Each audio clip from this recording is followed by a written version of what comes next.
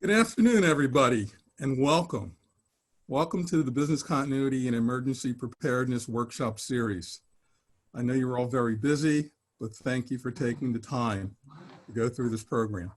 The Goldman Sachs is an investment to help small businesses create jobs and economic opportunities by providing a free business education, access to capital, and business support services.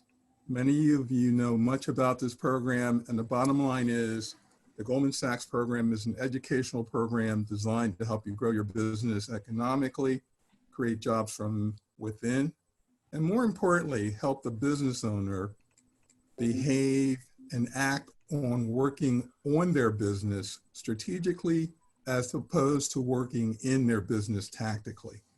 The screen will come back up later on at the end. Here's all the contact information. So the objectives for today are experience crucial business best practices, learn new skills, behavior, and processes, identify my critical business areas and priorities, and finally, understand how all this fits in my business. The agenda for today will be, we've just done the welcomes and introductions. This program will be recorded. The first speaker will be creation and continuity, 8 leadership decisions you can make now during leadership and communications during a crisis. And the speaker will be Randy Nelson. The next speaker will be Anita Connor. She'll be talking about financial tips for sustaining your business during a crisis. And the third speaker will be Ralph Petti, Emergency Preparedness, How to Act Decisively Right Now to Prepare for All Disaster Events. We'll once again review the contact information regarding the Goldman Sachs program, and we have a contact information page for all the speakers. To our final speaker, Ralph Petti. Ralph Petti is a principal at Readiness Associates. Ralph is a certified risk manager who has been involved in the planning and response to over 500 disaster events globally.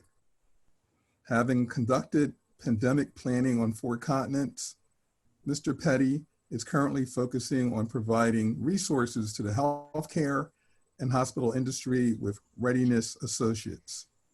Ralph, it's all yours. Jim, thank you very much. And I want to start out by thanking Jim, who I've known for many, many years. We met at the Delaware State Chamber of Commerce. I've learned a lot about the program for many years, but I'm really learning a great deal now about the deliverables, just having the honor to be involved in this program. So thank you again, Jim and Francis and everyone else that's here today. Thank you again. Well, they saved the best for last because while Randy talked about leadership and Anita talked about financial, we have a pandemic knocking outside our window panes right now, and we have to do something to survive it all. And this is going to be a presentation that talks about some things that you can do right now to decisively act right now, prepare for disaster events. And let me stop on this first slide because it says all disaster events. And when you look at disaster events, it could be anything from fire, a flood, a weather event, any type of event, or unfortunately this pandemic. And you basically have to treat every event similarly. We've got challenges in every one. Or if there's a fire, you can't enter a building. With a pandemic, you have to stay in a building. If there's a weather event, you need to run away from it. Or if it's a tornado, you go into your basement. So there's a lot of things you need to do to look at the general principles. And we'll go through some of those as we go through a short 10-slide presentation. And we'll just make sure that we cover all the bases as best as we can. I've got my timer on, Jim, to make sure I don't go over my 20 minutes. You know I'm good about that. So in terms of the presentation agenda, just a quick bullet, a slide or 2 on each one, and some graphic representations in the Philadelphia region. So we're going to talk about it's not too late. As I said, you can plan during an event. We'll get to that momentarily. Some hot news over the last few days. Everybody is thinking about reopening your businesses. And I've worked in the small business area for a long, long time. And I know that's critical. Many of the folks that are either listening today or the hundreds that'll be hearing this presentation down the road, it's critical to think about getting things going quickly. Small business firms Sure, they have to plan. We'll go through some examples about that. Business continuity is really the defining term that keeps you running. You want to continue your business. You want to consider your supply chain. You want to discuss your emergency management principles ahead of time, including public and private sector cooperation. And we'll tell some stories there. And then you really want to get executive management or HR commitment involved. And I know that many of the businesses in the program that you feature are small businesses, and many people, just like I did earlier in my career, wore many hats. So you don't have an HR department, you may not have an administrative position. So if you're the person wearing several hats, you have to make those decisions and bring in stakeholders that can help you decide what the next appropriate steps will be. Even look to your competitors, your compatriots, and look to history and see what you need to do to get going. And then we'll end it by talking about a summary, getting started, and what you can do right now to move forward. I'm tempted to say Vanna, can I have the next slide, but we won't go there. So Readiness Associates generally is speaking about their emergency preparedness program, founded by a number of folks with the Red Cross with a lot of experience, good organization, looking at all firms. Although it was mentioned in Jim in the earlier remarks that they're focused on the healthcare market, which is pretty much the focal point of a lot of the recovery efforts these days, they work on all different businesses. For example, we're focused on the small businesses down to the medical practitioner level, the doctor's offices themselves. Me, you heard about my presentation from Jim about my credentials. It's not too late to plan, but something happens. What do? Is everybody okay? Do you have a plan? Do you have the right resources? And so on. So you have an event and you want to make sure something happens. And right now we're in the middle of an event. And the title of this presentation is, what can we do right now to act decisively? Well, let me give you an example. You're in a canoe and you're going down the Schuylkill River, and all of a sudden you lose your oar. So do you just float calmly into the shore, or do you try to find another oar and keep paddling to make up the ground? And I think the spirit of the 10K program and the other folks that are on this call is such that they want to make sure they get another paddle and paddle even harder to make up that difference. And in my preparation for this call, and just hearing the presentations and the questions of Randy and Anita, I think that's the spirit of the people that are going to jump in and get things happening. So we're in the middle of the river and we may have lost our oar. Well, guess what? There's plenty of things that you can do. There are plans that are out there. There's programs that are out there. There are resources out there. You can do whatever you need to do to get back on the saddle and get going again. But the critical thing is you have to keep moving forward, and we're going to go through that. And guess what?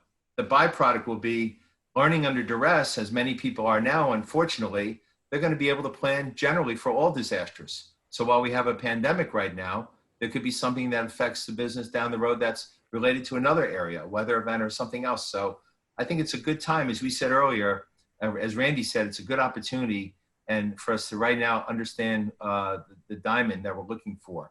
And we have to be, his words were, dominate and innovate. And we have to really work hard to differentiate ourselves. And that's an opportunity we all have. We have a responsibility, but we have to try to get a leadership position, work hard, and be there. We did quite a bit of work in the Philadelphia region with different building management firms. And we also did some work with the city of Philadelphia. And these are some examples of a slide I pulled out yesterday or so. So you can see that disasters can take many different shapes and different forms. And the next slide is going to be even more telling because it says what could be happening in your specific area. There are 8 nuclear reactors located within 57 miles of Philadelphia. That's a wake-up call because although we're not focused on a nuclear event right now, something can happen someday that could be a nuclear event in an area. It's happened all over the world. And that's one of the remote disasters that we consider, but anything can happen. A car accident, an employee being sick. Someone mentioned earlier, Bob mentioned earlier, that if one of his employees gets sick, they can't come to work. That affects his office. That affects his livelihood. I put this up for the drama effect because I used this slide before to great advantage working with a number of people in that region when we worked with the city of Philadelphia a few years ago. And no one had any idea that this type of scenario existed. But this could be a listing of the recent tornadoes. This could be a listing of the recent derechos or hurricanes or flooding or anything that can happen in the area. There was an article written in U.S. News and World Report about 12 years ago that said America's next terror target. And they talked about a major city like Philadelphia that has traffic concerns and people moving in and out and what have you. So anything can happen. It's like watching a baby and doing babysitting. You keep your eye on the baby at all times. And the minute that you look the other way, that's when the baby could stumble or what have you. We've all been there. We're all professionals. And the key is that we have to be aware of our surroundings and know what we're going to do. I live in Washington, D.C. I just relocated here over the past year. And there was a wonderful article on Sunday's Washington Post, about reopening your business. And as I said to Jim on Monday evening, what we had was a situation where people were starting about reopening their business. And while we don't want to rush to get everybody back to work and flood the beaches and flood the ballparks and such, they announced in Major League Baseball they're trying to come back in July. They announced that today. They announced in a lot of different areas that beaches in Jacksonville are open, beaches in Australia are now opening, and we just want to take our time and get it right. But for businesses, we have to kind of balance being safe and the business as usual.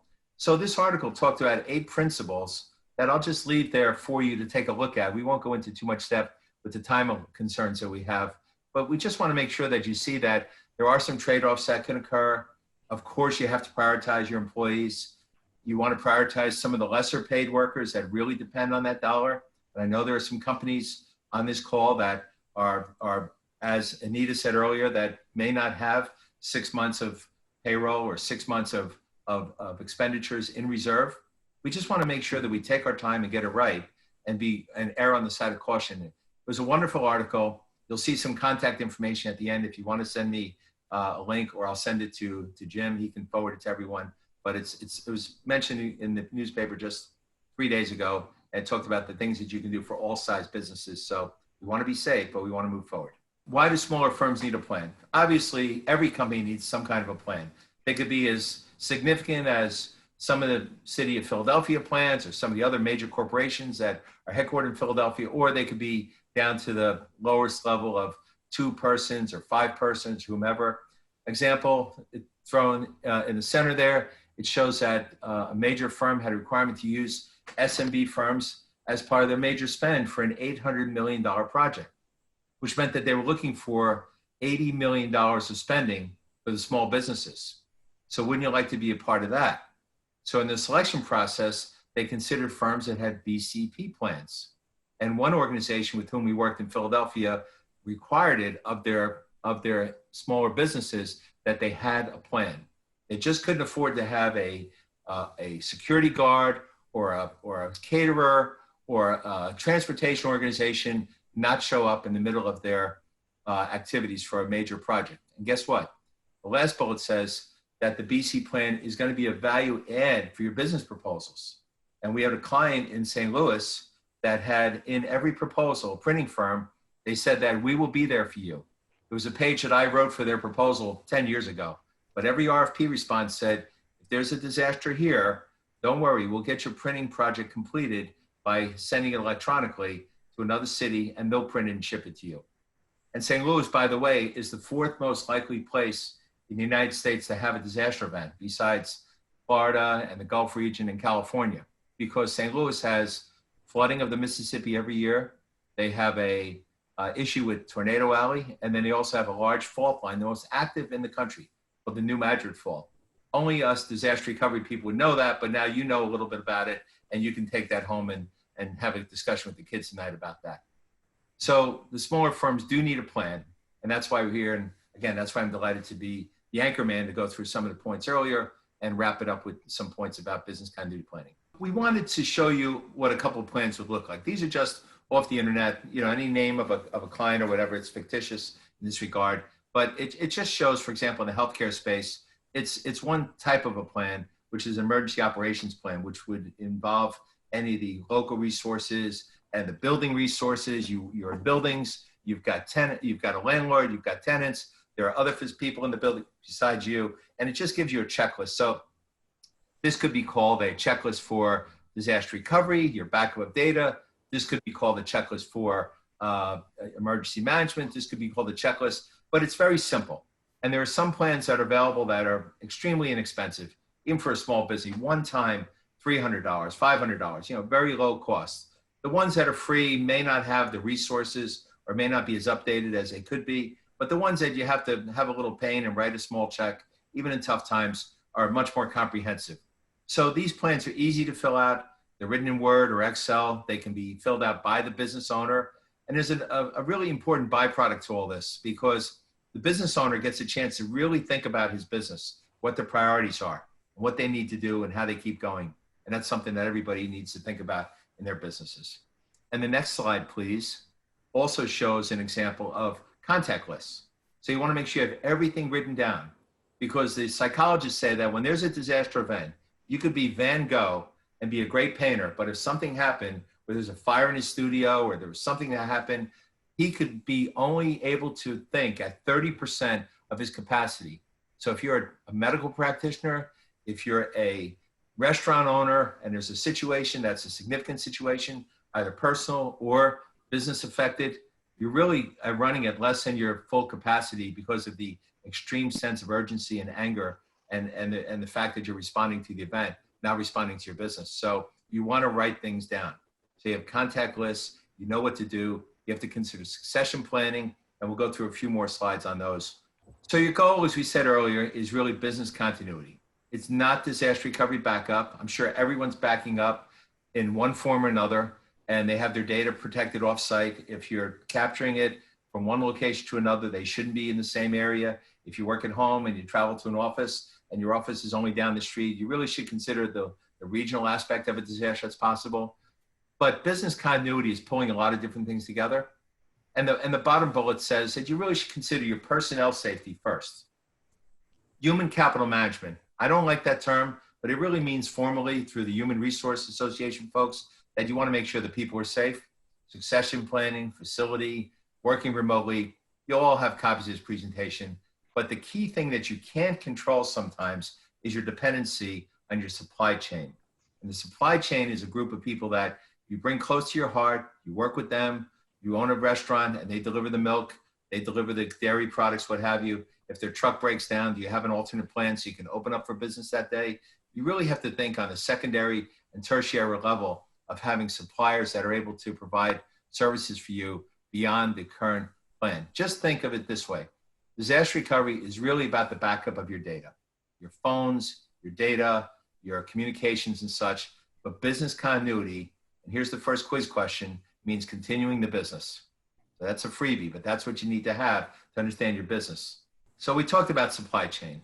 So can you really depend on your key partners to be there? Even if you're a small business, we have clients that have 10 employees and they test in bullet 2. They say, we're not just going to ping our provider or our resources or make sure we can send data to another location. We want to make sure that what happens is something that we have a meaningful ability to work with them so that they can work with us and make sure that we can respond back. And if they're not there for some reason, as I mentioned a moment ago, it's either the secondary or tertiary suppliers. Have you vetted them? Have you done things ahead of time? As a small business owner, I was always proud of this story. I had contracts with 4 different overnight couriers. I had contracts with USPS, with FedEx, with UPS, and with DHL. Because if someone went on strike and I had FedEx with all my contracts and all my deliverables, I would have some backup ready to go. So you need to think about ahead of time if you vetted your secondary and tertiary suppliers.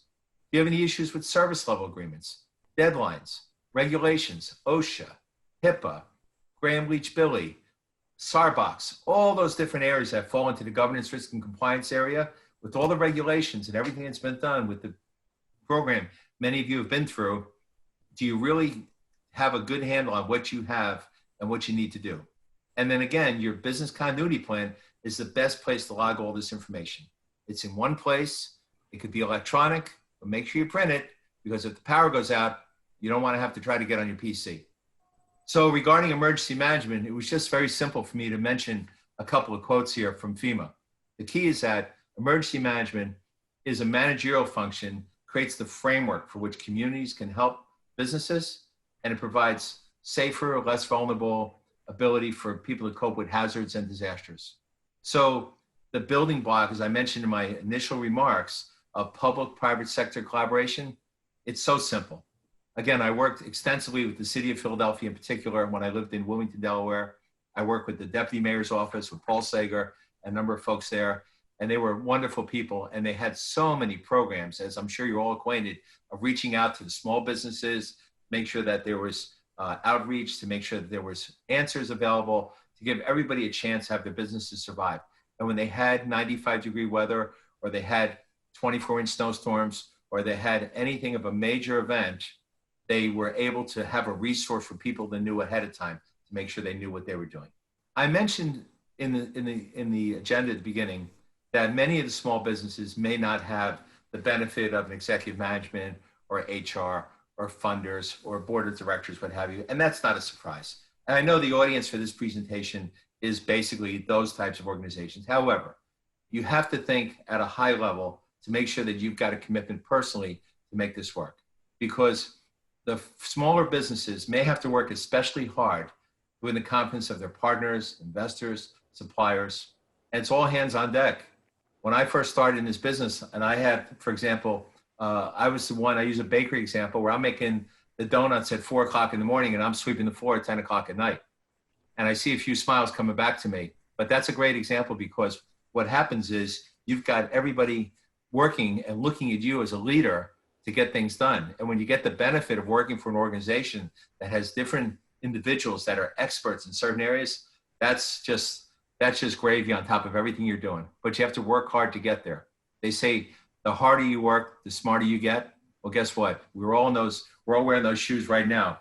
So this whole concept of business continuity planning, that bottom bullet, you leverage your BC planning as a positive resource and have everyone involved, so that if there is a family situation at home and you know that your key person that's going to come in the office that you desperately need has a special needs child or an elderly parent or lives in, Bucks County, 40 miles away, they're not going to make it down 611 into Philadelphia and find a way to be there that day. So you got to really think those things through and make sure you know exactly what you're doing to get going.